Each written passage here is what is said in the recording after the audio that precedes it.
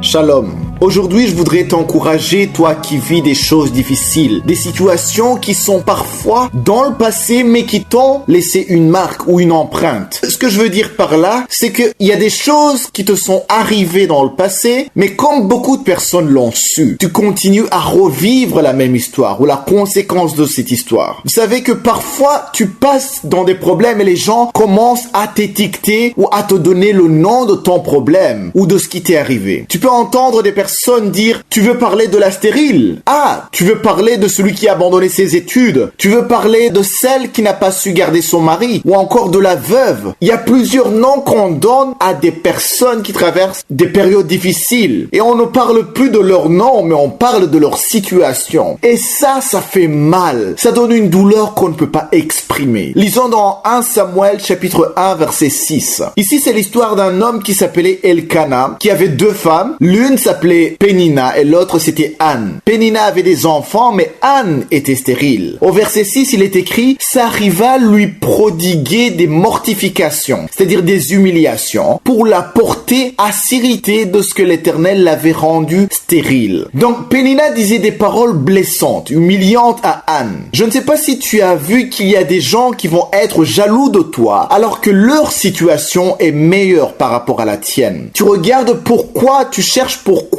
ils t'envient, mais tu ne trouves pas, tu ne comprends pas. Ici, c'est Pénina qui avait les enfants, mais elle cherchait toujours à humilier Anne. Au verset 7, il est écrit « Et toutes les années, il en était ainsi. Chaque fois qu'Anne montait à la maison de l'Éternel, Pénina la mortifiait, l'humiliait de la même manière. Alors, elle pleurait et ne mangeait point. Peut-être aussi que à cause des paroles que tu as entendues, à cause de ce qui t'est arrivé, tu n'arrives plus à prier. Tu as du mal à prier, tu as du mal à dormir, tu as du mal à manger. Tu n'arrives plus à aller dans certaines rencontres parce que tu as l'impression que tout le monde sait ce qui t'est arrivé dans ta vie. Tu as juste envie de rester à la maison et de n'en sortir que si c'est nécessaire. On s'est moqué de toi en te disant que tu es stérile, que tu es incapable de garder un travail ou ceci ou cela. À quoi ça te sert alors de prier si Dieu ne t'a pas exaucé? À quoi ça te sert de continuer à aller dans des veillées, de passer du temps à prier? Mais je veux t'encourager, te dire que Anne n'a pas abandonné. Ça a duré plusieurs années, mais elle a continué à espérer, même si elle ne pouvait pas fuir les moqueries de Pénina. Au verset 6, si vous lisez, il est écrit que l'Éternel l'avait rendue stérile, mais elle n'a pas commencé à se lamenter contre l'Éternel. Elle a espéré en l'Éternel que celui qui l'a créé pouvait changer la situation et la rendre féconde. Elle a donc préféré la prière plutôt que d'accepter une situation qui ne changerait jamais. Vous savez, aller affronter ceux qui t'ont blessé peut te faire encore plus du mal. Mais quand tu pries, quand tu es avec le Tout-Puissant, celui-là devant qui tu es peut changer toute chose dans ta vie. Déverse ton chagrin devant Dieu et non les gens. Il arrive des fois où nous sommes auteurs de ce qui nous arrive parce que nous avons divulgué à la mauvaise personne ce qui se passe dans notre vie. Anne a su que son secours était en Dieu. Bien que son mari l'aimait et essayait de la favoriser pour la consoler, elle savait qu'il ne pouvait changer rien dans sa vie. Vous pouvez lire tout le chapitre pour bien comprendre, mais je vais terminer sur 1 Samuel chapitre 1 versets 26 et 27. Il est écrit « Anne dit, mon Seigneur, pardon, aussi vrai que ton âme vit. Mon Seigneur, je suis cette femme qui me tenait ici près de toi pour prier l'Éternel. C'était pour cet enfant que je priais et l'Éternel a exaucé la prière que je lui ai adressée. » C'est-à-dire, même si tu as l'impression que l'Éternel a tardé de te répondre, sache qu'il est la seule voie de ta délivrance. Je ne sais pas ce que tu es en train de traverser aujourd'hui, mais même si on te propose plusieurs situations, plusieurs solutions, plusieurs possibilités, rappelle-toi de ce verset qui se trouve dans Psaume chapitre 34. Pour certains, c'est verset 19, d'autres versions, c'est verset 20. Il est écrit « Le malheur atteint souvent le juste, mais l'Éternel l'en délivre toujours. Le secours te viendra toujours de l'Éternel. »